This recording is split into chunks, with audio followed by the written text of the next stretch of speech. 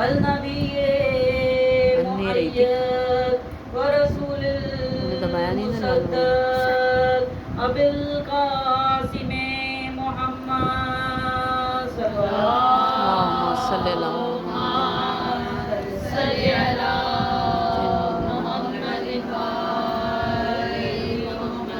وآلہ الطیبین الطاہرین المعصومین المظلومین ولعنۃ اللہ علی اعدائہم اجمعین من یومنا ھذا الی یوم الدین اما بعد فقد قال اللہ تبارک و تعالی فی کتاب المبین وهو اصدق الصادقین انما یرید اللہ لیذھب عنکم الرجس اہل البیت ویطہرکم تطہیرا صلی اللہ صلی اللہ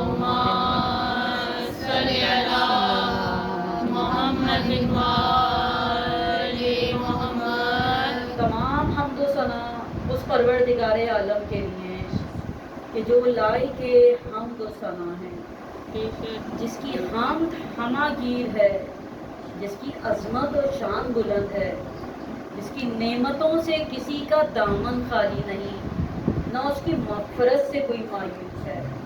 تمام حمد و ثنا اس پروردگار عالم کے لیے کہ جس نے حمد کو اپنے ذکر کا افتتاحیہ قرار دیا۔ بے شک بابرکت ہے وہ پروردگار کہ جس کی ذات تک ہمت کی بلندیاں پہنچ نہیں سکتی اور عقل و فہم کی ذہانتیں اسے پا نہیں سکتی۔ شکر ہے اس خدا کا جو اپنے فضل و کرم کا دامن پھیلائے ہوئے ہے اور اپنے جود و عطا کا ہاتھ بڑھائے ہوئے ہے، اور لاکھوں درود و سلام بھیجتے ہیں اپنے پیارے نبی حضرت محمد مصطفیٰ صلی اللہ علیہ وآلہ وسلم پر۔ اللہم صلی اللہ محمد وعلی محمد۔ میرے تو ہاتھ دکھ گئے، ہاتھ دکھ گئے۔ کہ جو نبی رحمت ہیں اور آپ کی آل پر، کہ جو امت کے لیے سامان شفاعت اور دین کے لیے روشن مینار ہیں۔ بے شک یہ محمد و آل محمد ہی وہ ہستیاں ہیں کہ جنہیں پیدا کرتے ہی خود پیدا کرنے والا درود میں مصروف ہو گیا۔ درود بھیجیں محمد۔ اللہم صلی اللہ محمد وعلی محمد۔ مومنات، آج میرا موضوع گفتگو فلسفہ موت ہے، اور اس حوالے سے پروردگار عالم ارشاد فرما رہا ہے کہ کل نفس ذائقۃ الموت، کہ ہر نفس کو موت کا ذائقہ چکھنا ہے۔ لیکن اس کائنات میں جتنے بھی ذی روح ہستیاں موجود ہیں، سب کو ایک نہ ایک دن موت کا ذائقہ چکھنا ہوگا۔ اب دیکھیں، موت کے حوالے سے ہمارے مولا علی بھی نہج البلاغہ میں موت کو اس طرح بیان کرتے ہوئے نظر آ رہے ہیں کہ آپ موت کو ایک حقیقت قرار دیتے ہیں اور کہتے ہیں موت ایک ایسا سفر ہے کہ جس میں مسافر لوٹ کر اپنے وطن واپس نہیں آتا، بلکہ اہل وطن ان سے جا ملتے ہیں۔ تو قرآن مجید میں بھی جا بجا پروردگار عالم موت اور حیات کے فلسفے کو بیان کرتا ہوا نظر آ رہا ہے۔ اور اگر ہم اپنے آئمہ کی کتب میں دیکھیں تو ہمارے آئمہ بھی موت و حیات کے فلسفے کو سمجھاتے ہوئے نظر آ رہے ہیں۔ تو اتنا تو سب مانیں گے اور ماننا پڑے گا کہ مرنا تو ہے، اور ایک نہ ایک دن سب کو موت کا ذائقہ چکھنا ہوگا۔ موت کسی کے اختیار میں نہیں، موت پر کسی کا بس نہیں چلتا۔ یہ جس جگہ چاہے، جس وقت چاہے، جس پل چاہے انسان کو آ کر اپنے شکنجے میں جکڑ لیتی ہے۔ تو گویا موت سے بچنا ناممکن ہے۔ تو دیکھیے، موت وہ ہے کہ جس سے ہم فرار اختیار نہیں کر سکتے، لیکن ہم یہ دیکھتے ہیں کہ تاریخ کی کتابوں میں بھی ہمیں ملتا ہے کہ بڑے بڑے بادشاہ آئے، انہوں نے بھی موت کا ذائقہ چکھا۔ تو موت کے حوالے سے پروردگار عالم کا قانون یہ ہے کہ آنی تو سب کو ہے، فقیر کو بھی آئے گی، امیر کو بھی آئے گی، سائل کو بھی آئے گی، بادشاہ کو بھی آئے گی، سب کو اس کا موت کا ذائقہ چکھنا ہی ہوگا۔ اب یہ کہنا کہ ذائقہ جو ہے، دیکھیں انسان کو ہر چیز کا یاد رہتا ہے۔ بہت ساری جگہیں ایسی ہیں کہ جو کھانے پینے کی چیزوں کے حوالے سے مشہور ہیں۔ کہیں کی ہم دیکھتے ہیں کہ فرائی فش جو ہے وہ اپنا ذائقے کی وجہ سے وہ علاقہ مشہور ہے، کہا جاتا ہے کہ لوگ وہاں جوک در جوک فرائی فش کھانے جا رہے ہوتے ہیں۔ کہیں کی بریانی لذیذ سمجھی جاتی ہے، کہیں کی نہاری مشہور ہے۔ تو ذائقہ جو ہے نا وہ انسان نہیں بھولتا۔ اب یہ ذائقہ ہے کیا؟ پروردگار عالم نے فرما دیا کہ ہر انسان کو موت کا ذائقہ چکھنا ہے۔ تو دیکھیں دو چیزیں ہیں، ایک ہے ذائقہ اور ایک ہے ذائقہ چکھنے والا۔ اب دیکھیں ایک سیب کا ایک ٹکڑا ہے، میں آپ سے کہوں کہ یہ سیب چکھ لیں، آپ اس سیب کو چکھ لیں گے، سیب رہے گا یا آپ رہیں گے؟ سیب چلا جائے گا، ختم ہو جائے گا، آپ باقی رہیں گے۔ بالکل اسی طرح آپ یہ سمجھ لیجئے کہ شربت کا گلاس ہے، میں نے کہا یہ شربت پی لیجئے، آپ نے شربت پی لیا، چکھ لیا، اب آپ کو اس کا ذائقہ بھی یاد رہے گا، اور جو ذائقہ ہے وہ یاد رہتے رہتے آپ کو جو چیز ہے وہ ختم ہو جاتی ہے۔ تو نتیجہ یہ نکلتا ہے کہ دیکھیں جو ایک ذائقہ چکھنے والا ہے اور ایک وہ ہے جس کو چکھا جا رہا ہے، تو جسے چکھا جاتا ہے وہ ختم ہو جاتا ہے، اور جو ذائقہ چکھنے والا ہے وہ باقی رہتا ہے۔ اب پروردگار عالم کیا فرما رہا ہے کہ ہر نفس کو موت کا ذائقہ چکھنا ہے۔ تو اب ہم یہ سمجھتے ہیں کہ بندے نے موت کا ذائقہ چکھ لیا، وہ مر گیا، ہمارے نزدیک تو وہ مر گیا، لیکن در حقیقت ایسا نہیں ہے۔ در حقیقت بات کیا ہے کہ اس نے ذائقہ چکھ لیا، چکھنے کے بعد چکھنے والی چیز ختم ہو جاتی ہے، اور جو چکھنے والا ہے وہ باقی رہتا ہے۔ گویا موت اس بندے کے پاس سے آ کر ختم ہو گئی اور اسے حیات ابدی مل گئی۔ تو یہاں جو یہ فلسفہ بیان کیا جا رہا ہے، اگر ہم آئمہ معصومین کے اقوال کی روشنی میں دیکھیں تو موت و حیات کا فلسفہ یہ دیکھیں، کہا یہی جاتا ہے کہ انسان چلا جاتا ہے، موت جو ہے وہ انسان کو مارتی ہے، انسانیت کو نہیں مارتی۔ موت شخص کو مارتی ہے، شخصیت کو نہیں مارتی۔ اس کے جو کارنامے، اس کا جو کردار ہے، لوگوں کے درمیان وہ اپنے اچھے اور برے جو بھی اعمال کر کے جائے گا اس حوالے سے وہ جانا و پہچانا جائے گا۔ اچھے کر کے جائے گا تو اس کے نامہ اعمال میں جو اس کی اچھائیاں ہیں لوگ اس کو اڈاپٹ کریں گے اور اس کے نامہ اعمال میں اضافہ ہوتا چلا جاتا ہے، اور جو برے کام کر کے اور پھیلا کے جاتا ہے، اب جتنے لوگ برے کام سر انجام دیں گے، اب اس کا جو سر انجام دینے والا ہے، اس کا جو بنیاد رکھنے والا ہے، گناہ کس کو ملے گا؟ اس جانے والے کو ملے گا کہ جو برائی کا جڑ جو ہے وہ بنا کے چلا گیا، بنیاد رکھ کے چلا گیا۔ تو یہ دیکھیں یہ ہے موت و حیات کا فلسفہ۔ اب یہ چیز کہ ذائقہ کیا ہے، ذائقہ سمجھ نہیں آتا کہ ذائقہ کیا ہے۔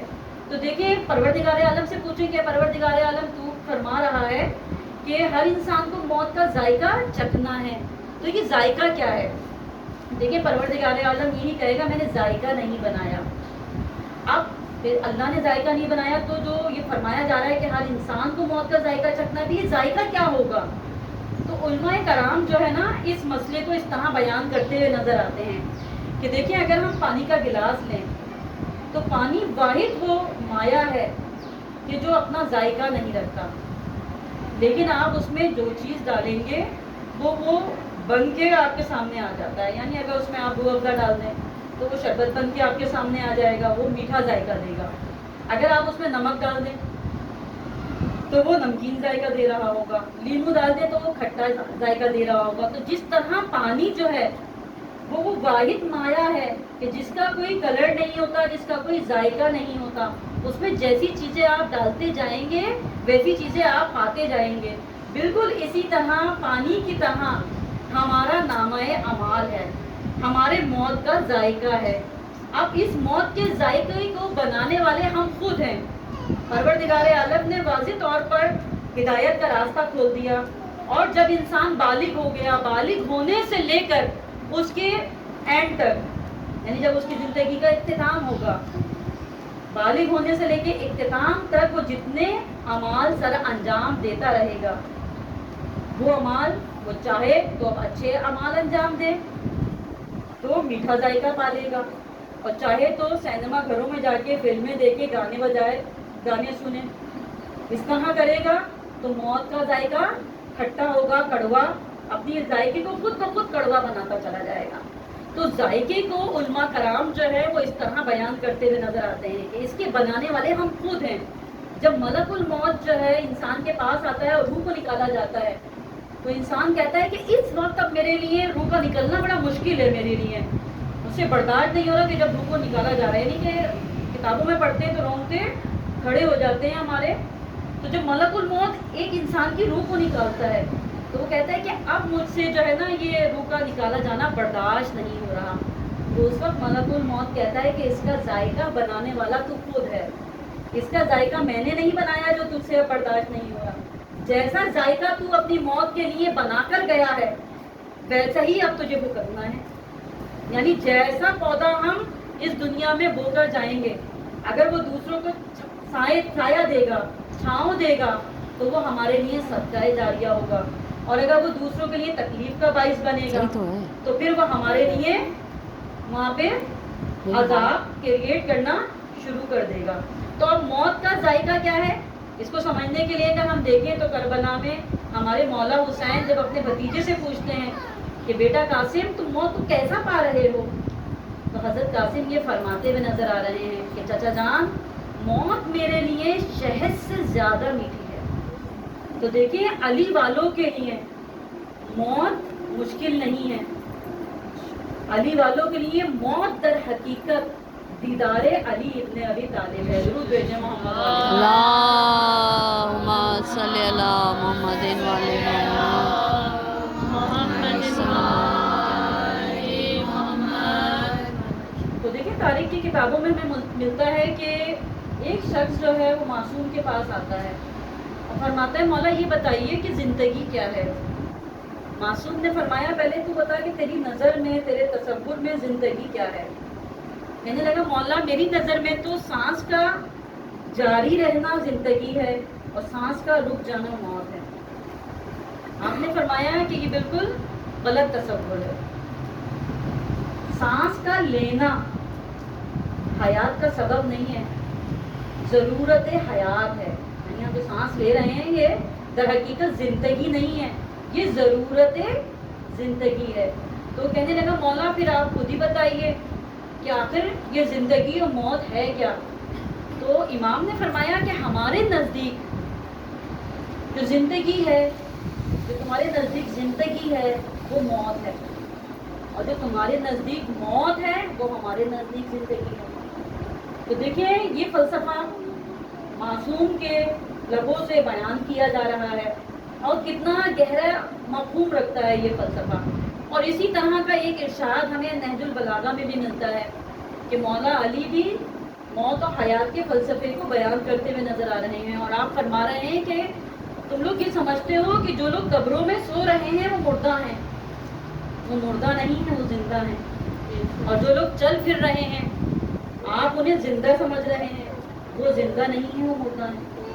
یہی مفہوم ہمارے دوسرے معصوم جو ہے وہاں اس طرح بیان کرتے ہوئے نظر آتے ہیں کہ جو ہمارے نزدیک زندگی ہے، ہمارے نزدیک زندگی کیا ہے، جیسے ہم حرکت کر رہے ہیں یہ ہماری زندگی ہے۔ موت کیا ہے، جب ہمارے اندر حرکت ختم ہو جائے گی ہمارے نزدیک موت ہے۔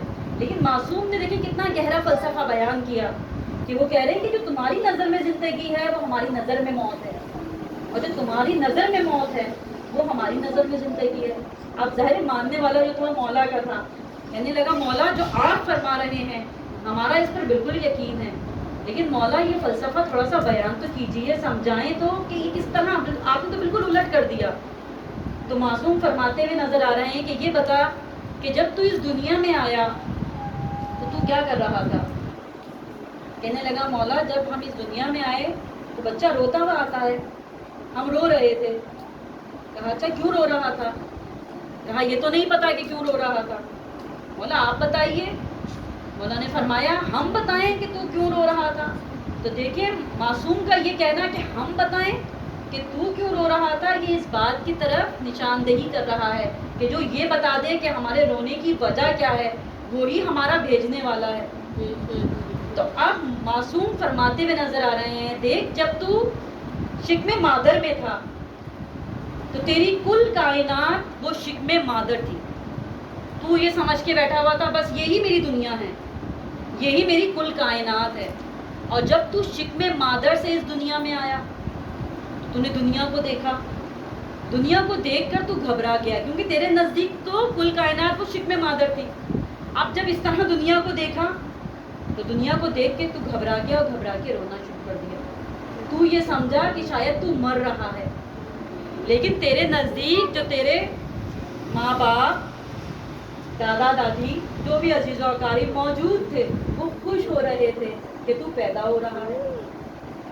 تو دیکھیں یہاں معصوم کا یہ فرمانا کہ تو جب شکم مادر سے دنیا میں آیا تو گھبرا کر رویا، اور تو نے یہ سمجھا شاید اب یہ میرے جگہ چینج ہوئی، تبدیل ہوئی، شاید یہ میرے مرنے کا وقت قریب آ گیا، اس نے رونا شروع کر دیا۔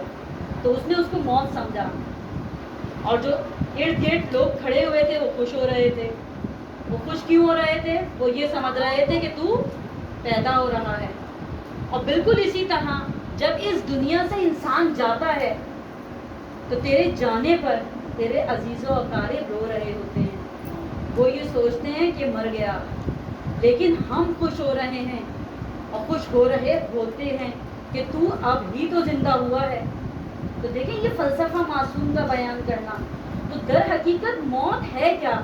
دیکھیں تھوڑا سا نظریہ جو ہے محمد والے محمد کا اور محمد والے محمد پر ایمان رکھنے والوں کا تھوڑا سا نظریہ چینج نظر آتا ہے۔ ہمارے نزدیک موت کیا ہے؟ ہم یہ سوچتے ہیں کہ مرنا تو ہے، پھر کیوں نہ کسی کے ہو کر مرے۔ ہمارے نزدیک موت کیا ہے؟ موت در حقیقت شہید علی سے سیدھے علی کی طرف سفر کا نام ہے۔ یعنی شہید علی ساری زندگی ہماری ذکر محمد والے محمد سنتے ہوئے گزر گئے۔ ہم شکم مادر سے لے کر اپنی زندگی کے آخری لمحے تک یا علی یا حسین کرتے ہی ہماری دعا ہے کہ ہمارا وقت گزرے اور ایسا ہی ہو، الہی آمین۔ تو ایسا ہی ہے کہ ہماری شکم مادر سے جب ہمارا آغاز ہوتا ہے، وہاں بھی ہماری مائیں ہمیں یا علی کی صدائیں ہمارے ماؤں کے شکم سے آ رہی ہوتی ہیں، تو وہاں بھی یا علی سنتے ہوئے ہم آگے بڑھتے ہیں، اور زندگی کے آخری لمحے میں جب ہم اس دنیا سے رخصت ہو رہے ہوتے ہیں، اس وقت بھی ہمارے لبوں پر یا علی یا حسین ہی ہوتا ہے۔ تو بالکل اسی طرح مولا علی کے فضائل اور ذکر سننے سے لے کر ہمارا ان کے دیدار کو کر لینا ہی در حقیقت موت ہے۔ کیونکہ دیکھیں موت جو ہے اس کے بعد ہر رشتہ محبت ٹوٹ جاتا ہے، یعنی جتنے بھی آپ کے رشتے ہیں اختتام ہوا، ہر ایک سے رشتہ محبت ختم ہو جاتا ہے، لیکن ایک رشتہ محبت ایسا ہے کہ جو ٹوٹتا نہیں ہے بلکہ اور مضبوط ہوتا چلا جاتا ہے۔ وہ رشتہ محبت ہے محبت محمد والے محمد۔ دیکھیں اللہم صلی علی محمد والے محمد۔ خوش نصیب ہیں ہمارے مرنے والے کہ اپنی موت کے بعد بھی ذکر آل محمد کا محرک بنے ہوئے ہیں، کیونکہ ان پاکیزہ روحوں کی یہ فرمائش ہوتی ہے کہ اگر ہمارے لیے کوئی تحفہ بھیجنا ہی چاہتے ہو تو ذکر آل محمد کا گلدستہ بنا کر بھیج کرو۔ کیوں؟ کیونکہ زندگی میں ان سے محبت کی تھی تو بر بنائے شنید تھی، یعنی ان کے فضائل سنا کرتے تھے، ان کا ذکر سنا کرتے تھے، تو ان سے جو محبت تھی وہ سننے کی حد تک تھی، دیکھا نہیں تھا۔ لیکن اب یہ محبت شنید سے بڑھ کر دید بن جاتی ہے، یعنی کتابوں میں ملتا ہے کہ مرنے والے کو آئمہ علیہم السلام کی زیارت نصیب ہوتی ہے۔ تو دیکھیں در حقیقت موت جو ہے وہ دیدار علی ابن ابی طالب کا نام ہے۔ جب انسان کی قبر میں پہلی رات ہوتی ہے تو کہا جاتا ہے مولا کائنات علی ابن ابی طالب اس کی دیدار کے لیے آتے ہیں، بلکہ ہمیں مختلف روایات ملتی ہیں. صرف یہی نہیں، ہم یہ دیکھتے ہیں کہ جو شخص زائر امام علی رضا ہے، اس کی قبر میں جتنی دفعہ آپ نے امام علی رضا کے روزے کی زیارت کی ہے، امام علی رضا اتنی دفعہ اپنے زائر کی زیارت کے لیے آتے ہیں. تو دیکھیں یہ مقام و مرتبہ مومن کا کیا کم ہے کہ اس کے دیدار کے لیے. وہ مومن کیا گناہوں کا پتلا ہی ہوتا ہے، لیکن یہ فضیلت اور یہ شرف دینے والی ہستی کون ہے؟ معصومین کی ہستی ہے کہ جو ہمیں فرش سے اٹھا کر عرش پر لے کے جا رہی ہیں. درود بھیجیں محمد والے. اللہم صلی علی محمد وعلی اللہم صلی علی محمد وعلی. اب ہر انسان یہ سوچتا ہے کہ دنیا کی زندگی تو جیسی تیسی ہے، یہاں گزر ہی جائے گی، لیکن مرنے کے بعد تو کم از کم ہمیں ریلیکس ہو جائے، وہاں پر ہمیں سکون مل جائے، ہمیں نجات مل جائے، ہمیں شفاعت مل جائے. تو اسی غرض سے کچھ صحابہ کرام رسول خدا کی خدمت میں حاضر ہوئے. کہنے لگے یا رسول اللہ، ہم چاہتے ہیں کہ بروز محشر آپ ہماری شفاعت کرا دیں، آپ ہمیں نجات دلا دیجیے. تو رسول خدا نے فرمایا دیکھو میں اللہ کے کام میں مداخلت نہیں کرتا، لیکن جب زیادہ اصرار کیا اور زیادہ چکر لگائے تو آپ نے بارگاہ رب العزت میں ہاتھ بلند کر دیے. کہا اے پروردگار عالم، یہ لوگ میرے پیچھے لگے ہوئے ہیں کہ میں بروز محشر ان کی شفاعت کراؤں، میں بروز محشر ان کے لیے نجات دہندہ بن جاؤں. تو پروردگار عالم کی آواز آئی اے میرے حبیب، میرے کام میں کسی کو مداخلت کا اختیار نہیں ہے، لیکن تو کیونکہ میرا محبوب ہے میں تجھے اختیار دیتا ہوں، تو جس کو چاہے شفاعت نصیب فرما دے. بس ان سے فرما دے کہ اگر نجات چاہتے ہو، شفاعت چاہتے ہو تو اس کی اجرت ہوگی. اور وہ اجرت کیا ہوگی؟ قرآن کی ایک آیت موجود ہے کہ قُل لَا أَسْأَلُكُمْ عَلَيْهِ أَجْرًا إِلَّا الْمَوَدَّةَ فِي الْقُرْبَىٰ کہ رسول کہہ دو کہ اگر اجر رسالت دینا ہی چاہتے ہو تو پھر میرے ذو القربیٰ سے مودت کرو. درود بھیجیں محمد والے. اللہم صلی علی محمد وعلی محمد صلی اللہ. تو بس رسول خدا نے فرما دیا کہ اے میرے پروانوں، اگر بروز محشر چاہتے ہو کہ میں تمہارے لیے شفاعت کراؤں، تمہارے لیے نجات دہندہ بن جاؤں، پھر تمہیں میرے اہل بیت کے دامن سے وابستہ ہونا ہوگا. اگر تم ان کے دامن سے وابستہ ہو گئے تو بس تمہارے لیے شفاعت ہے. اگر تم نے ان کے دامن کو چھوڑ دیا تو پھر تم شفاعت سے محروم ہو جاؤ گے. اب دیکھیں، اگر شفاعت کسی کو چاہیے تو وہ صحابی بھی ہو سکتا ہے اور وہ ایک عام بندہ بھی ہو سکتا ہے. تو اس زمانے میں کتنے بڑے بڑے صحابہ موجود تھے اور جو متمنی تھے کہ ہمیں شفاعت ملے. حالانکہ کہنے کو تو وہ صحابی رسول تھے، حاجی تھے، اتنے صحبت میں بیٹھنے والے تھے رسول کی.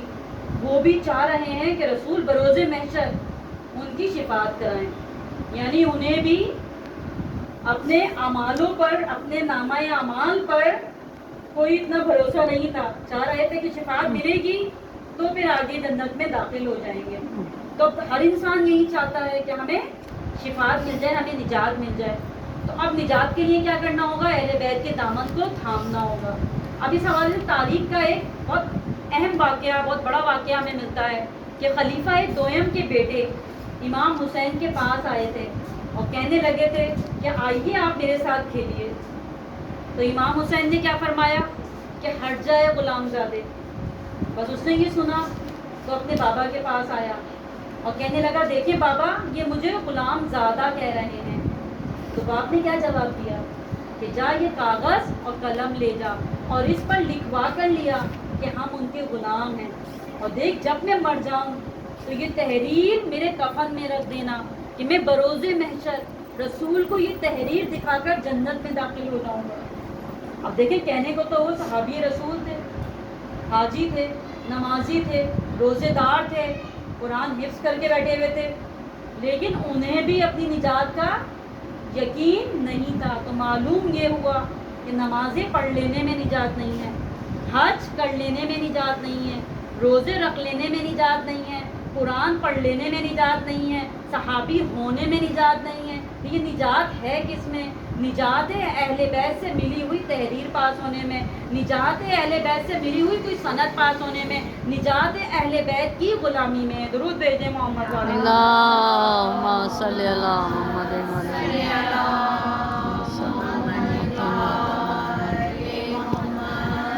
تو دیکھیے ہم کتنے خوش نصیب ہیں کہ پروردگار عالم نے ہمیں ایسے گھرانے میں پیدا کر دیا کہ جو دنیا اور آخرت میں ہمارے لیے باعث فخر و نجات ہے.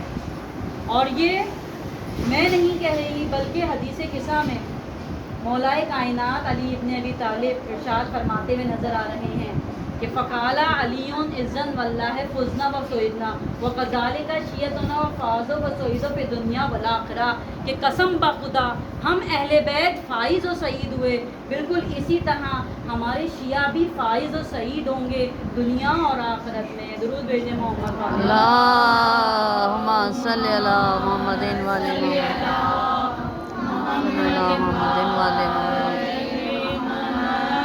اب دیکھیں یہ دنیا جو ہے یہ رشتوں پر قائم ہے. اس دنیا میں بہن بھائی کا رشتہ بھی بڑا عجیب ہے. کہ کہا جاتا ہے کہ اگر کسی کا بھائی مر جائے تو اس کو اس وقت تک نہ دفناؤ کہ جب تک اس کی بہن نہ آ جائے. کیوں؟ کیونکہ بہن جنازے کی وارث ہوتی ہے. بالکل اسی طرح بیٹی بھی جنازے کی وارث ہوتی ہے. کہ جب پروردگار عالم نے حضرت داؤد علیہ السلام کو بیٹے عطا کیے تو حضرت داؤد نے دعا کے لیے ہاتھ اٹھا دیا اور کہنے لگے کہ اے پروردگار عالم مجھے ایک بیٹی بھی عطا کر دے. کہا ہے داؤد بیٹی کا کیا کرو گے؟ کہا ہے پروردگار عالم کوئی تو ہو کہ جو میرے جنازے پر روئے. تو گویا بیٹی بھی جنازے کی وارث ہے. اور اس سے ملتی جلتی دعا مجھے امام حسین کی یاد آ گئی کہ امام حسین نے بھی نماز شب میں یہ دعا مانگی تھی کہ اے پروردگار عالم مجھے ایک ایسی بیٹی عطا کر کہ جسے دیکھ کر مجھے سکون ملے. اور حسین کی یہ دعا قبول ہوئی کہ حسین کو سکینہ بنت الحسین ہوئی. لیکن ہائے عزاداران ایمان جناب سکینہ کا مقدر دیکھتے ہیں کہ بعد حسین جناب سکینہ کے تماچے مارے گئے، تازیانے مارے گئے، بیوی کے گوشوارے چھین لیے گئے. عزاداران ایمان کہا جاتا ہے کہ وہ وقت بڑا قیامت کا وقت تھا کہ جب حسین رخصت کے لیے بیویوں کے خیمے میں آئے. کہا جاتا ہے کہ بڑی مشکل سے حسین بیویوں سے رخصت ہوئے اور خیمے سے باہر آئے. ایک مرتبہ دائیں جانب دیکھا، ایک مرتبہ بائیں جانب دیکھا. کہا عباس، علی اکبر، قاسم، حبیب ابن مظاہر کہاں ہو تم؟ میں نے تم سب کو گھوڑے پر سوار کیا تھا اور آج میدان کربلا میں حسین تنہا رہ گیا ہے. بس یہ کہنا تھا. کہا جاتا ہے ایک برقع پوش بیوی خیمے سے باہر آئی. کہا بھیا ابھی زینب زندہ ہے. بس کہا جاتا ہے بی بی زینب نے امام حسین کو ذوالجناح پر سوار کیا. مولا نے ایک ہاتھ لگام فرس میں ڈالا اور ایک ہاتھ ذوالفقار پر رکھا اور ذوالجناح کو ایڑ لگائی، لیکن ذوالجناح آگے نہیں بڑھتا. مولا پھر کہتے ہیں کہ ذوالجناح آگے بڑھ، لیکن ذوالجناح آگے نہیں بڑھ رہا. کہ ایسے میں ذوالجناح نے پاؤں کی طرف اشارہ کر دیا. مولا نے ذوالجناح کی پیروں کی طرف دیکھا.